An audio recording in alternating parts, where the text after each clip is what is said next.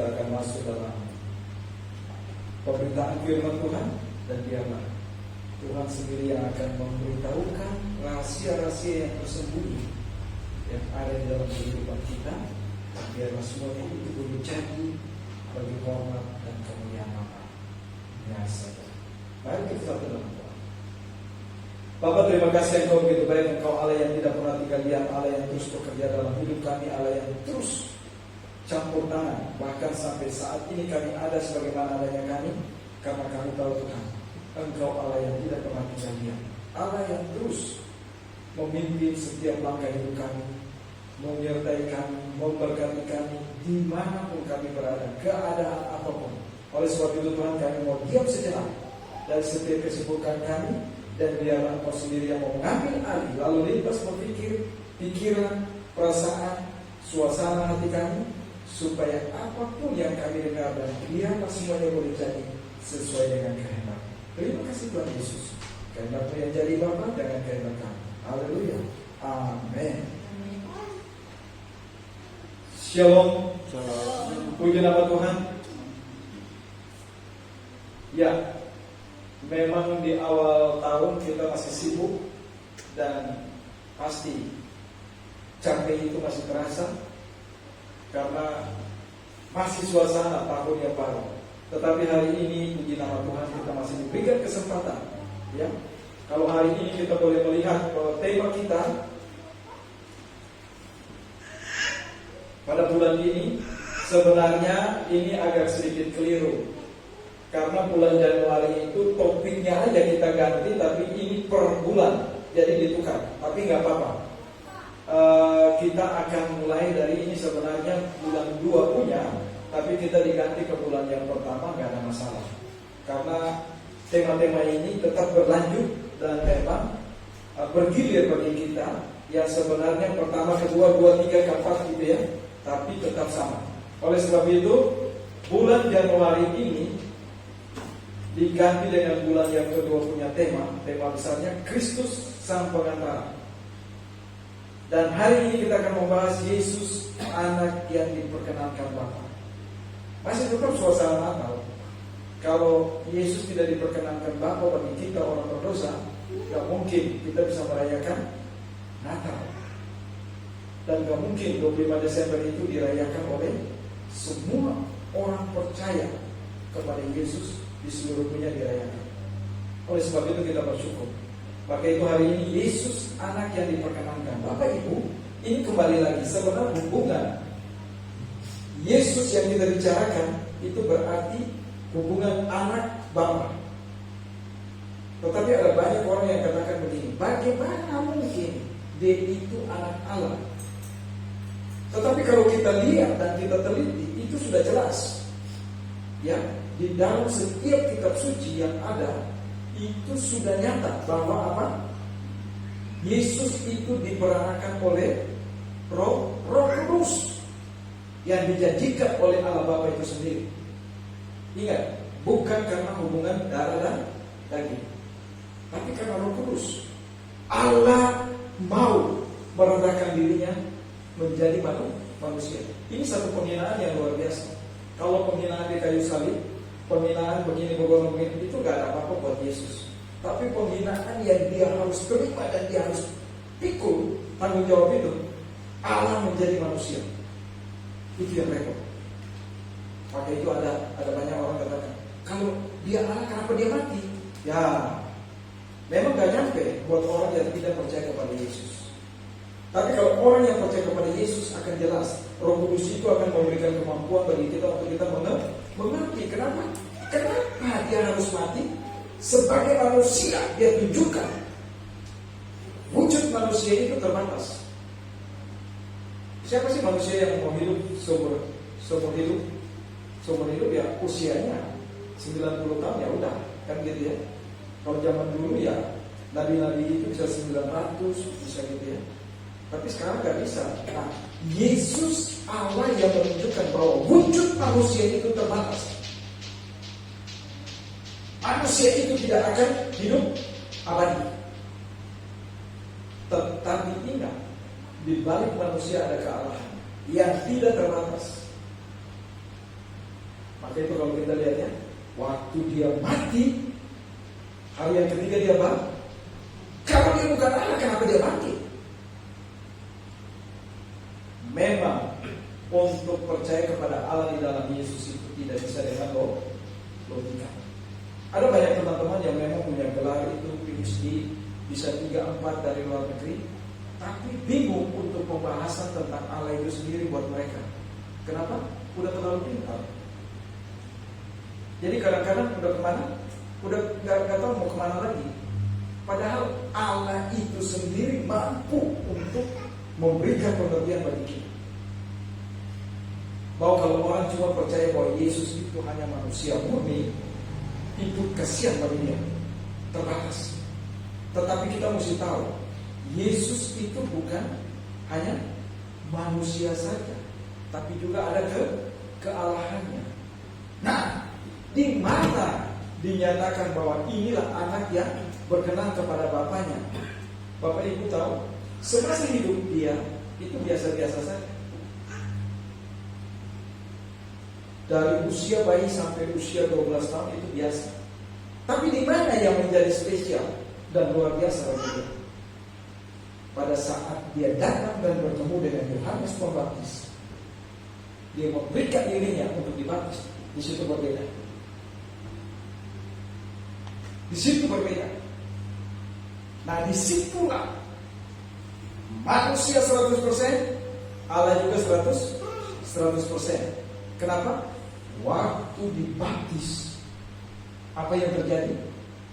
Langsung Allah Bapa di surga yang memerintahkan, inilah anak yang kekasih, kepadanya aku berkenan. Ini luar biasa.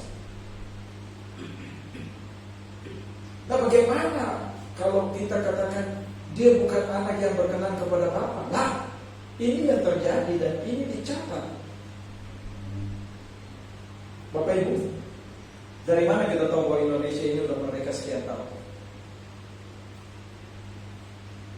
Apa dari perayaannya aja? Sejarah itu gak bisa dilupakan, bahwa ada orang-orang dan setiap suku terlibat di sana untuk memerdekakan Indonesia. Jadi sejarah itu kita gak boleh tinggalkan. Ada orang yang menyamakan begini, ini gak bisa dong, ini perkembangan zaman. Virus aja bisa berkembang, penelitian dari penelitian. Nah, sekarang penelitian baru. Untuk Tuhan gak bisa begitu. Bisa? Penelitian tentang Tuhan sekarang ini bisa diganti dengan sejarah yang dulu? Tidak bisa. Kalau ada orang yang katakan begitu, saya katakan picik pengetahuan tentang Allah.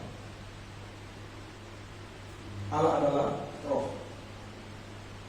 Allah berwujud dan Allah punya pribadi. Sesungguhnya dia adalah Allah Bapa Sang Pencipta yang mengutus anaknya, dan dia katakan, inilah anak yang kukasihi, kepadanya aku berkenan. Ini pengertian yang luar biasa. Manusia 100%, Allah 100%. Dan kita bersyukur kita ada di jajaran orang yang percaya.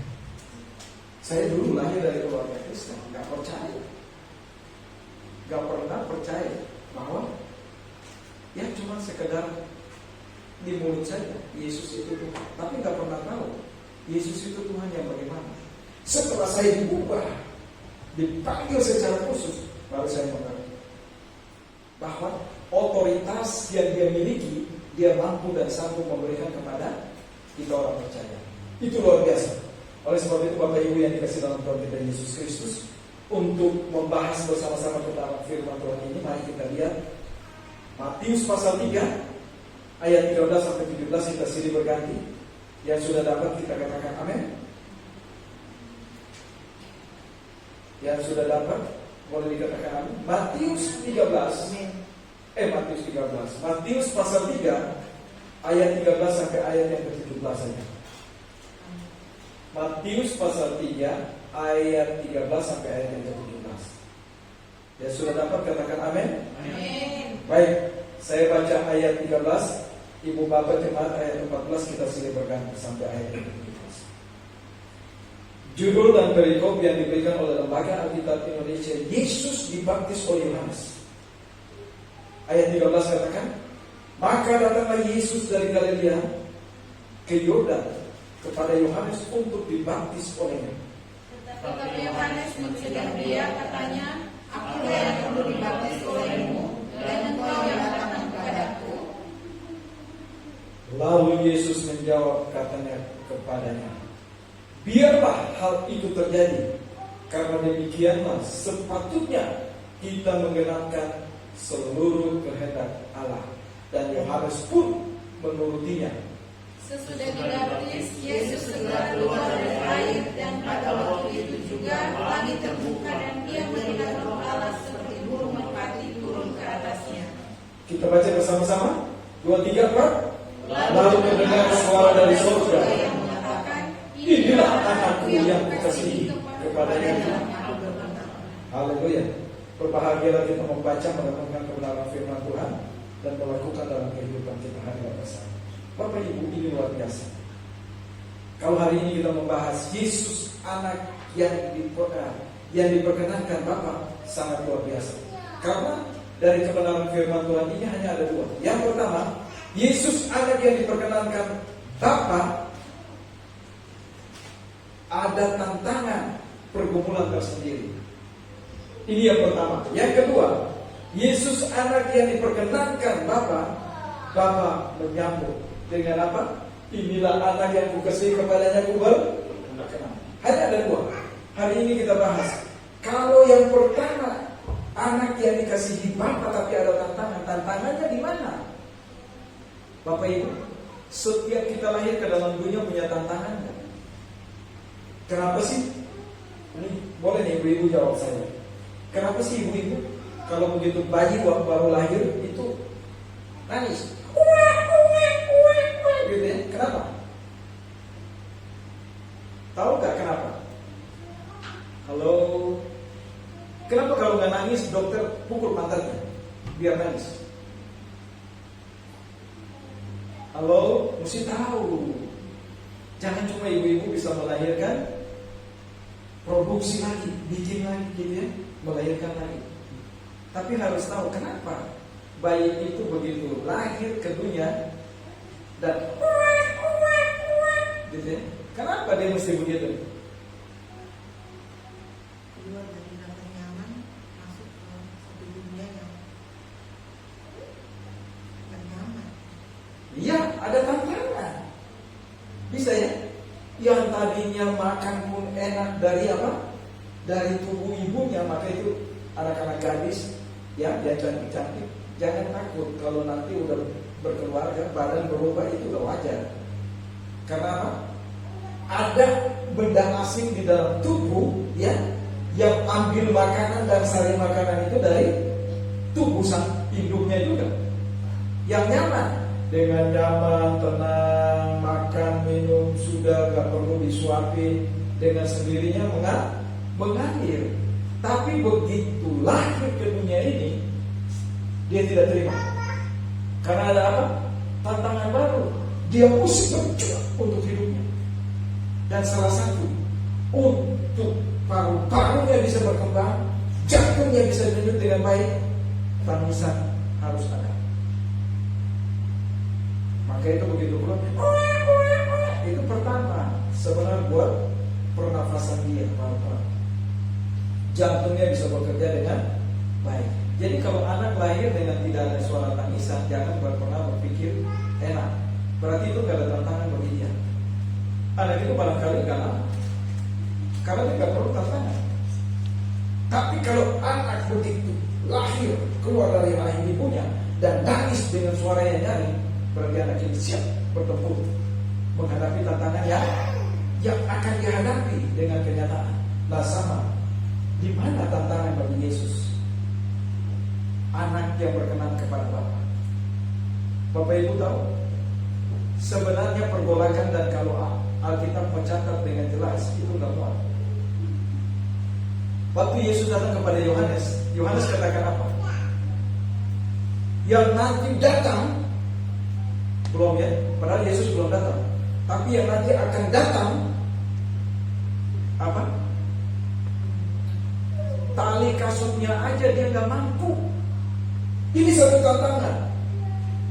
Karena dia apa? Dia Allah.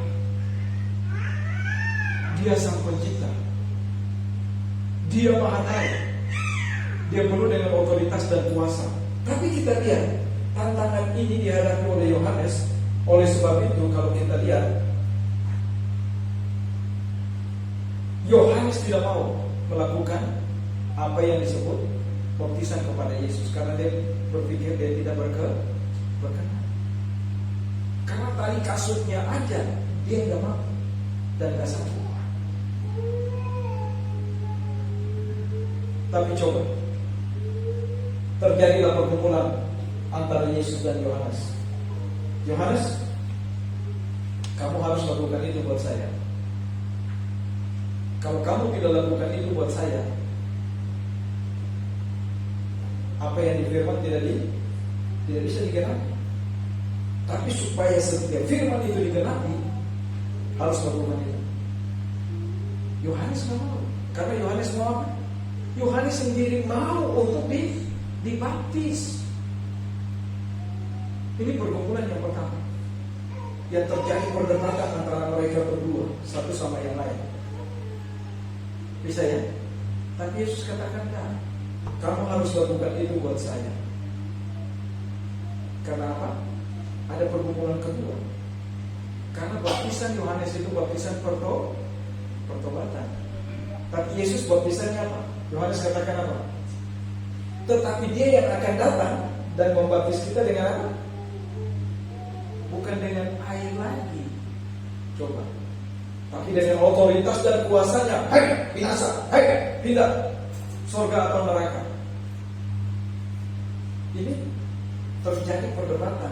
Yohanes mau urapan dari Yesus kepada dia. Tapi Yesus ingin Yohanes lakukan baptisan pertobatan kepada dia. Karena sebagai manusia ada terimpartasi yang benih manusia kepada Yesus. Sekalipun Yesus itu berasal dari Roh Kudus. Tapi untuk menghilangkan itu, supaya orang Yahudi percaya bahwa apa yang disampaikan nanti kepada Yesus, mereka percaya bahwa itu adalah kebenaran, firman Allah yang nyata dari mulutnya, dia harus lakukan itu. Kalau dia tidak lakukan itu, orang Yahudi tidak akan bisa menerima dia.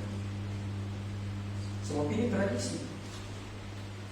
Sebagai manusia harus masuk dalam baptisan. Oleh sebab itu, Yesus katakan buat Yohanes, ayo lakukan. Karena baptisan itu adalah baptisan yang benar. Begitu orang percaya, tanda orang percaya harus masuk dalam baptisan. Dan Yesus memang memikul setiap beban dosa yang ada di dalam dunia ini, termasuk dosa manusia.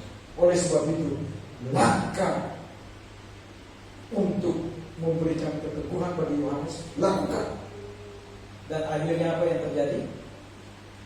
Pergumulan itu beres. Ini hal yang pertama. Yohanes mau lakukan itu. Padahal sesungguhnya Yohanes juga ingin untuk dibaptis. Karena urapan baptisan Yesus itu yang paling dibutuhkan oleh Yohanes. Tetapi coba Yohanes, ya, tali kasutnya aja belum mampu. Sama aja seperti seorang raja, ya, mau dimandikan oleh pelayannya. Pelayannya mana mau, kan gitu ya. Ayo kamu mandiin saya dong, kamu cuci rambut saya, gitu ya.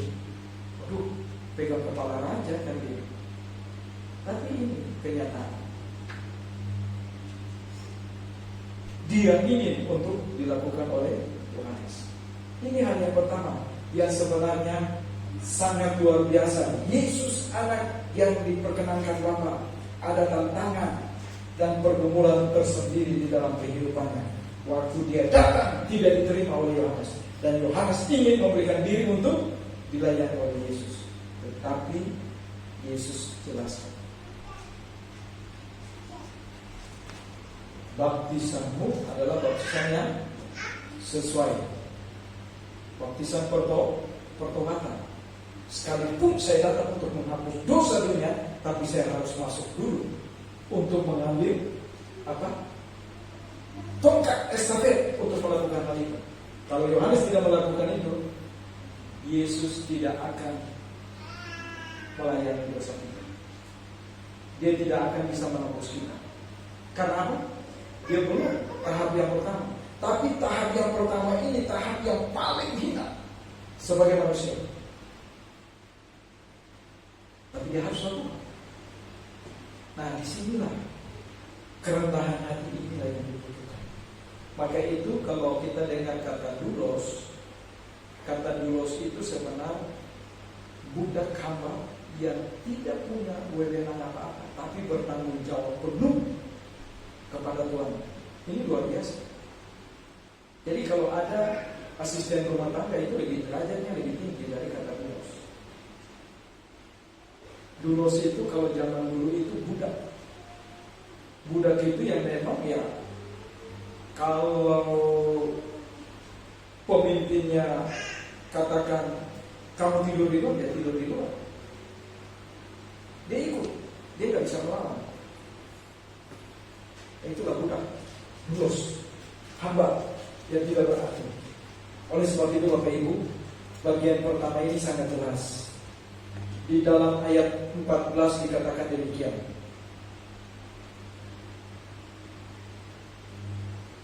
Ayat 14 katakan ini. Tetapi Yohanes mencegah dia, katanya, aku yang perlu dibaptis olehmu dan engkau yang datang kepadaku. Coba, ini jelas tantangannya. Aku yang harus dibaptis, tapi kenapa engkau datang kepadaku? Bisa Bapak ini, sama aja kayak begini. Kita punya rektor tapi mau didoakan oleh kita. Kita boleh nggak doakan?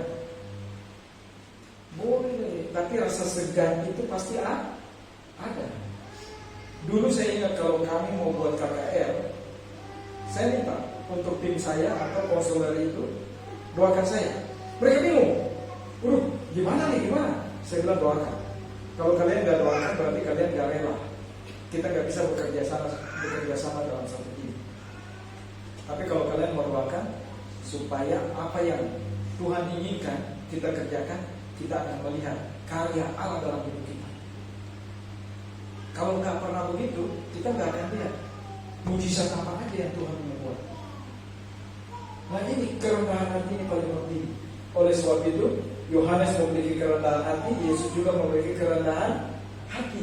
Sama-sama, tidak ada saling satu dengan yang lain lebih penting dari yang lain. Ini luar biasa. Nah, ini yang pertama.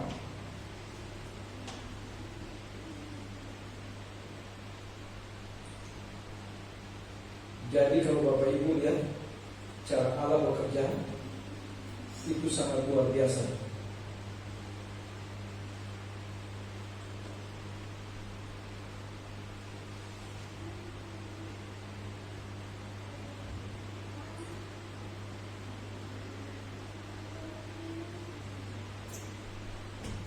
Ya.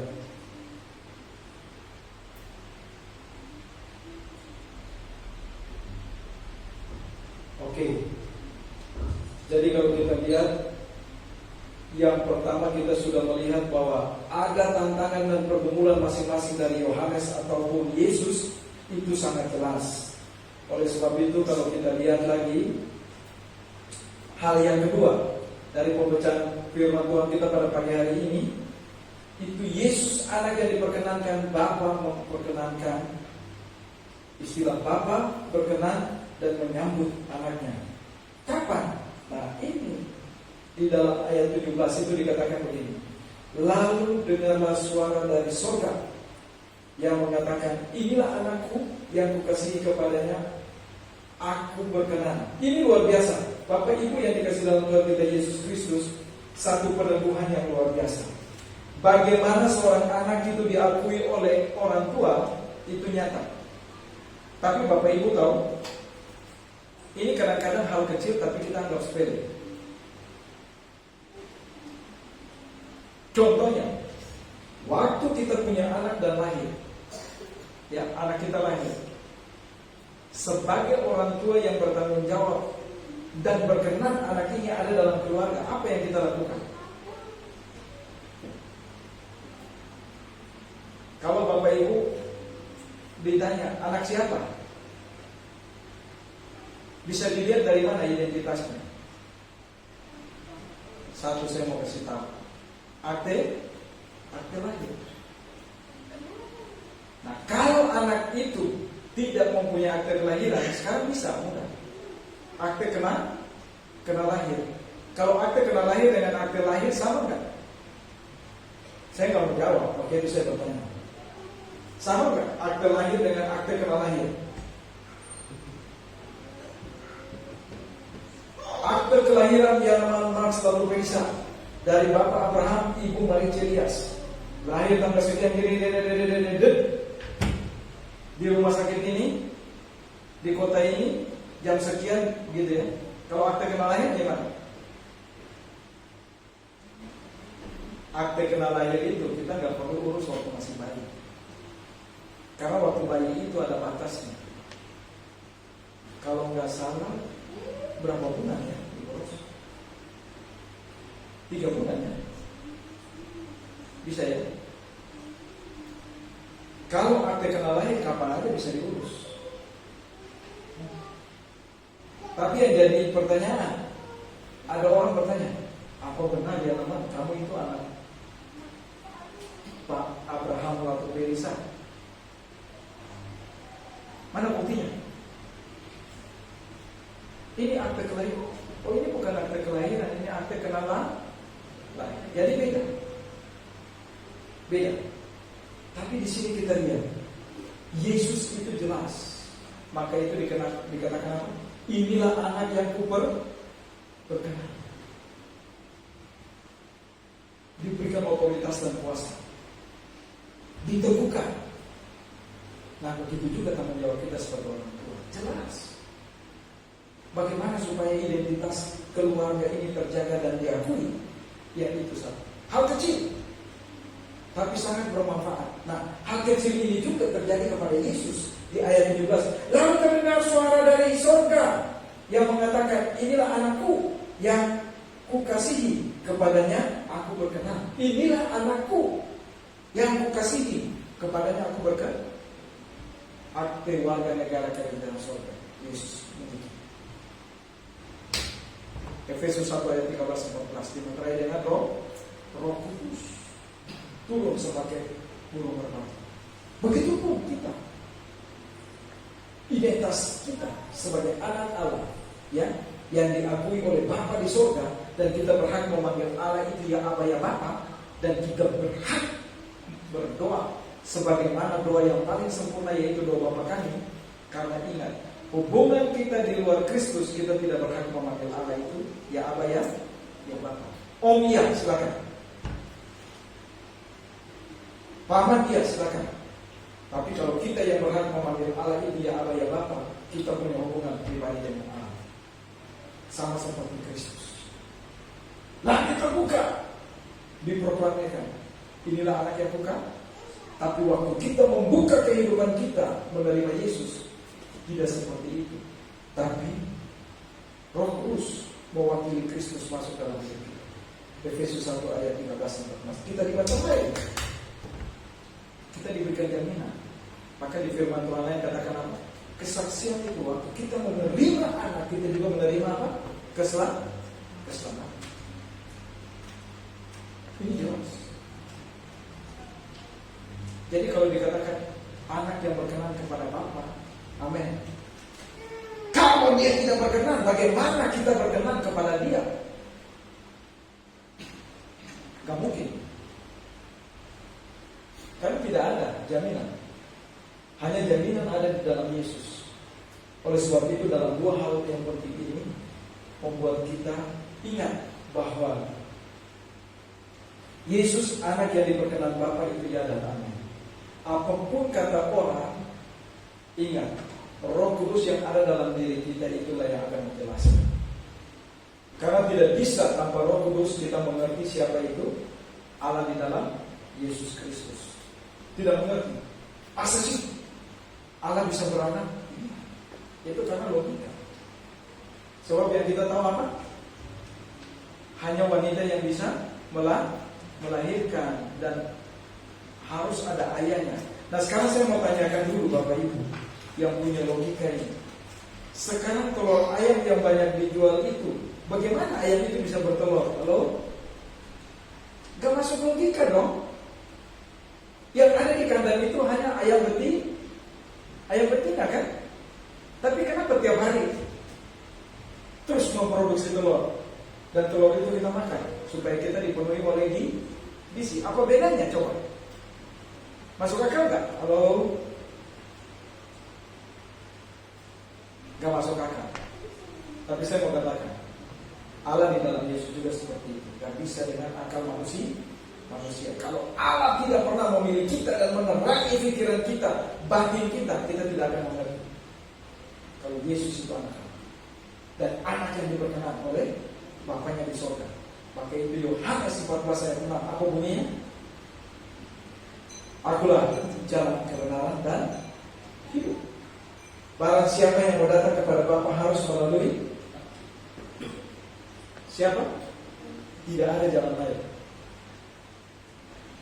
Jalan menuju surga hanya satu jalan, Yesus. Di luar Yesus jalannya binasa. Ini luar biasa.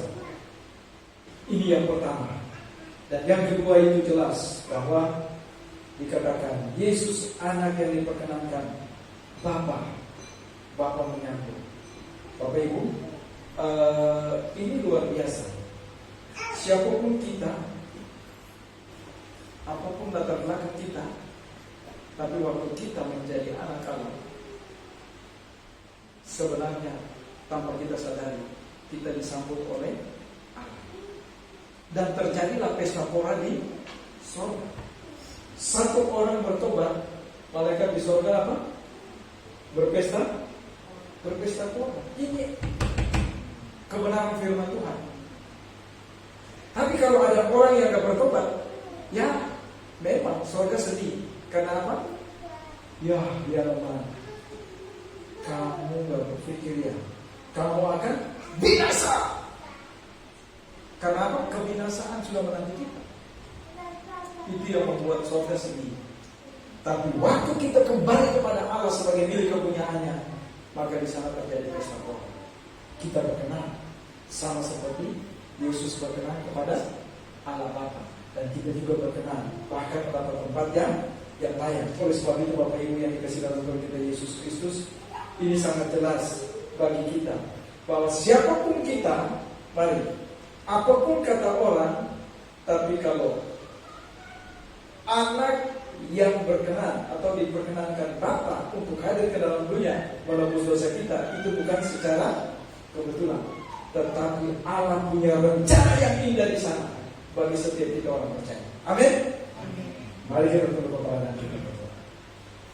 Bapa, terima kasih Engkau begitu baik. Engkau Allah yang tidak pernah tinggal diam, Allah yang terus bekerja dalam hidup kami, Allah yang menuntut setiap langkah hidup kami, memimpin bahkan menyatakan kasih dan kuasa dalam hidup kami hari ini sampai malam Tuhan. Haleluya. Amin.